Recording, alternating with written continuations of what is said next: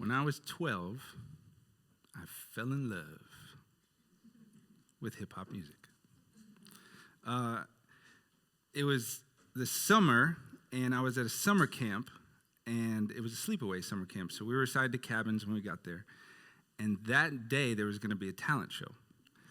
And I was on the top bunk in the cabin listening to my favorite hip-hop song over and over again. And this, I'm kind of dating myself, but I had the Walkman where you got to hit the button, and you got to hit the button again, and I'm wearing out the tape.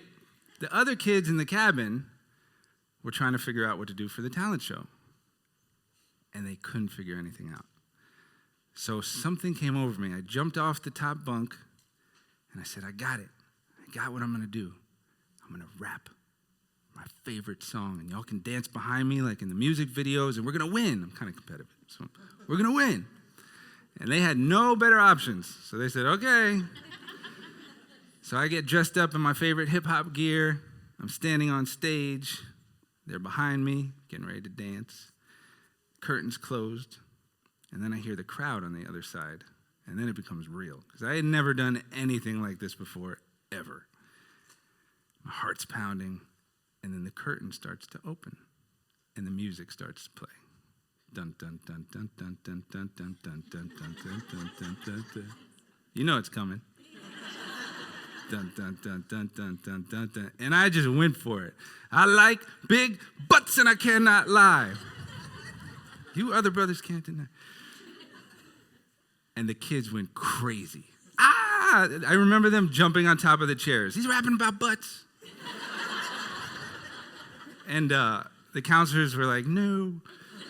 And very quickly, the curtain was closed on me. Very, very quickly. Because what I didn't know at the time was the summer camp was founded on Christian values. And the owner of the camp was the one working the curtain. So he's like, not ruining my reputation. So he closed the curtain. But that was it. I fell in love with hip-hop music. And over the years, I started writing my own music. And I really fell in love with telling stories. I wanted to tell stories through my music. And I chased this dream of being the storyteller for years, until 2013. I had recorded 300 songs, I had performed hundreds of times, and it finally felt like I was about to achieve my dream. And I'm at work, and my heart starts racing, and I can't get it to stop racing. And so I go back, and I tell the nurse, and he calls an ambulance, and they send me to the hospital, and they check me for a heart attack. And it turns out I wasn't having a heart attack, I was having a panic attack. So the doctor gave me some medicine and said, go home and get some rest. And I tried. I really did. But over the next year, I watched as I deteriorated into this person that developed multiple anxiety disorders. One of them was agoraphobia, which basically meant it was hard for me to leave my house without panicking. And if you've never experienced it before, it's like somebody's trying to kill you, only you're just trying to buy some milk in the grocery store. And there's really nothing you feel like you can do about it. I was down to 5 foods I could eat, and the bottom was when I was in the spare bedroom that used to be the studio from the dream I was chasing, but I can't leave my house, so how am I going to perform?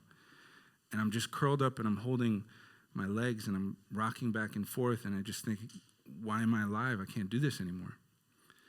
And I remember telling my mom, I'm going to figure out what anxiety is, I'm going to figure out how to fix it, and I'm going to tell everybody, so nobody has to suffer like me ever again. So I started, and I researched everything that might give me some clue as to what anxiety was. Neuroscience, psychology, physiology, spirituality. I turned to nature. Give me a clue. And I would put myself in these situations where I'd panic, and I would try out these little mad scientist theories. I had a blackboard at the house, and I would draw lines and write things. And I would try these theories out, and sometimes they worked, and sometimes they didn't. I would regress, and I started having symptoms of PTSD. But eventually, over a couple years, I started to develop these learnings. I started to learn from things around me, and I needed to simplify them. And eventually I did, and I was able to eat whatever I wanted to. Started leaving the house again, and it was amazing. And one day, I ended up writing a story about it. I even wrapped the story a little bit. Want to hear a little bit? Yes. All right, so everybody go like this. I'll wrap a little bit. In front of a house made of red color brick, a yard full of flowers and grass that was thick, was home to a new little tree that was planted right next to an older tree, bigger and slanted. Hi, Mr. Tree, said the new little one. Hello there, little tree. Where are you from? I came from a nursery. It was indoors, but I'm loving it here. There is sunshine galore. He was playful and free with a heart full of glee, so grateful to be in that yard by the tree. That was a little bit of it. Oh, well, thanks. Appreciate it. So I ended up just sharing the story with people because I was going to keep my promise. I was going to share how I got through my storm so nobody else had to deal with theirs as intensely as I did mine. And that took me from being stuck in the house to being on this stage to, in the past 5 months, doing 88 presentations in 39 days for 20,000 people.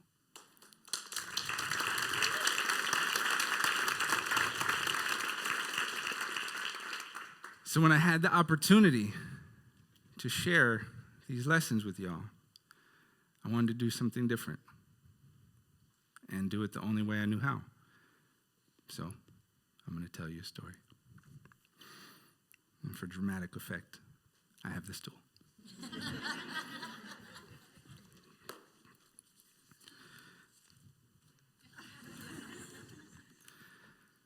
How to make it through the storms of life. Lessons from an old, wise tree. I heard you cry as you sat against me. I've listened to your pain as you talked to a friend and walked by me. I've watched you carve the initials of the one you love on my trunk, only to cross them out a few months later in tears. I felt you hug me. Sometimes you're happy. I think they call you tree huggers. But sometimes you're afraid and need something strong and steady to hold on to. I've watched all of that and wondered how I could help you. And then it hit me. No, I mean something really hit me. I think it was a baseball. But it was in that moment that I knew how I could try to help. So I've put together a small list of lessons that I've learned over the years. They've helped me get through the storms in my life, and I hope they can help you get through the storms in yours. Lesson 1, there will be storms. As a little tree, I loved it when the sky was blue because I could feel the warmth of the sun on my leaves and the kids would use me to play hide and seek. But sometimes the sky would turn black and a boom would shake the earth that sent everybody running in fear. The heaviest rain would come pouring down on top of me and I'd be left alone, stuck in the rage of a storm. I was terrified. Eventually the storm would pass and the sky would turn blue again. The sun would dry up my leaves and the kids would hide behind me once more, and I'd feel better. I just wanted to be happy. I hated the storms so much because they brought me such misery, so I began to wish they'd never come back, but they always did. And over the years, I learned that they always will, because just like the sunny days, the storms are a part of life too.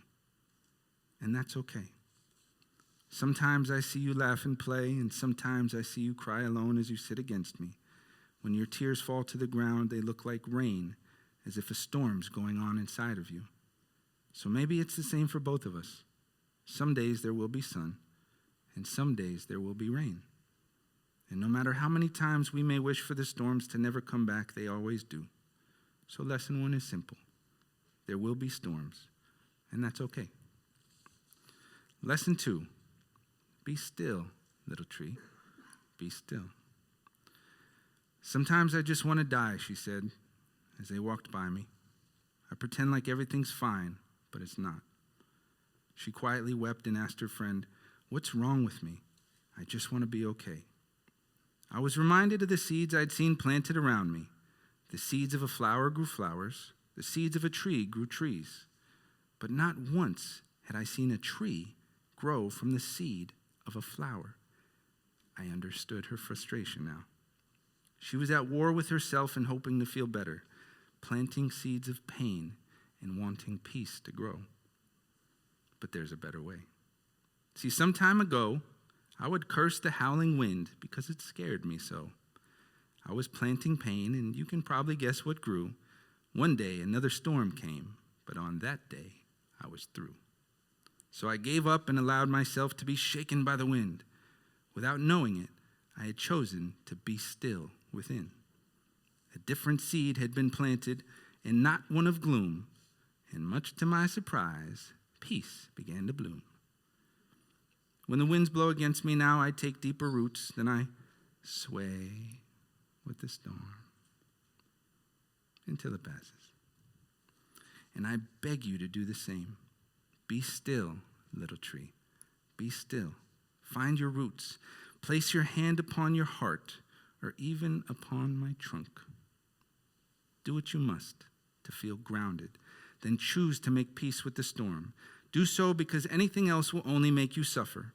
The bigger the storm, the more you'll wish to fight with it. But when you find yourself worried or shook by the wind, choose to sow peace so you can have peace again. And be still, little tree. Be still. Lesson 3, the storms help us grow. A young couple walked up to me one day. They embraced each other as they carved their initials in my trunk, shared a kiss, and walked away. A few months later, the young man came back alone. His head hung low like a wilting flower. I can't believe it, he said as he held back his tears and stared at my trunk. This went on for weeks, and each time he looked worse than before. Eventually, he stopped coming back. He never did let himself cry. Many days brought many storms that year.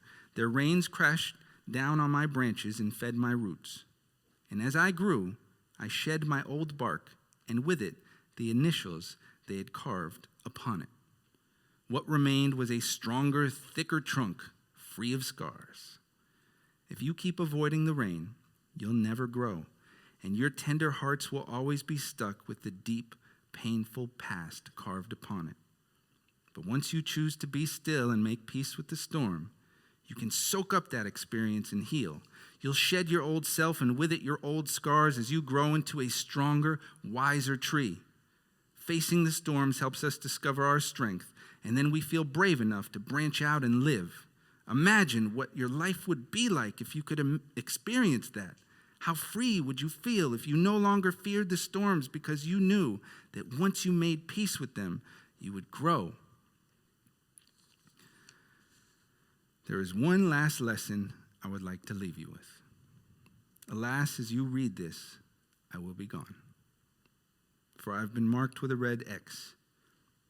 The same mark I've seen on the trees around me before they were cut down. And the fear and anger I feel about that is just another storm to work with, because I know that we all must go sometime. But maybe it's not our lives that matter the most, but the gifts we leave behind. Even the paper you read this on was once a tree somewhere else. But because of its gift, you are able to read the gifts that I leave to you. So consider this. One day, you will be marked too. Which gifts would you like to leave those who still stand and the ones who come next? And as you go through your storms in life, if ever the pain feels too much, I hope when you see a tree that it reminds you that there will be storms. And that's okay, because the storms will help you to grow. So be still, little trees. Be still. Thank you. Thank you very much.